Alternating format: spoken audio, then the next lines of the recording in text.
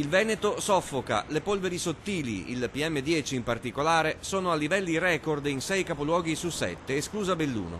Nei primi 2 mesi e mezzo del 2014 i giorni di superamento dei limiti di legge, 50 microgrammi per metro cubo di media per non più di 35 giorni all'anno, sono già stati sforati per più della metà dei giorni consentiti.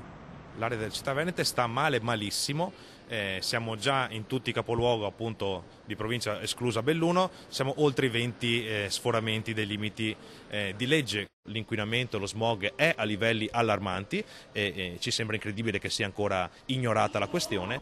A Verona ci sono stati già 18 giorni di superamento nella centralina in località Cason e 17 in quella Borgo Milano. Quadro identico e allarmante in tutta la regione. A Venezia i giorni fuori legge in una delle centraline sono già ben 26, così come a Vicenza, 25 a Rovigo, 24 a Padova, 23 a Treviso.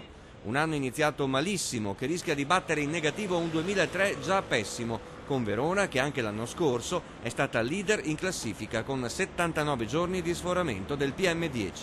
Si spiega per l'assenza di provvedimenti adeguati che in qualche modo abbiano minimamente affrontato il problema della qualità dell'aria della nostra città. Soffriamo da sempre di una pessima qualità dell'aria. Quando ci sono queste condizioni, l'unico intervento che in qualche modo quantomeno interviene sulla coscienza dei cittadini è il blocco del traffico. Al mattino presto il blitz di Legambiente in piazza Bra. Davanti al municipio i volontari hanno steso lo striscione "Ne abbiamo pieni i polmoni", mentre la stazione di Porta Nuova è stata la tappa veneta del treno verde di Legambiente. L'associazione continua a chiedere inascoltata alla Regione 2 cose: di aumentare la spesa per il trasporto ferroviario locale che interessa 160.000 pendolari al giorno. Il Veneto spende infatti solo lo 0,31 del bilancio nelle ferrovie contro l'1,19 della Lombardia, lo 0,76 della Toscana, e di ridurre gli investimenti in strade e autostrade.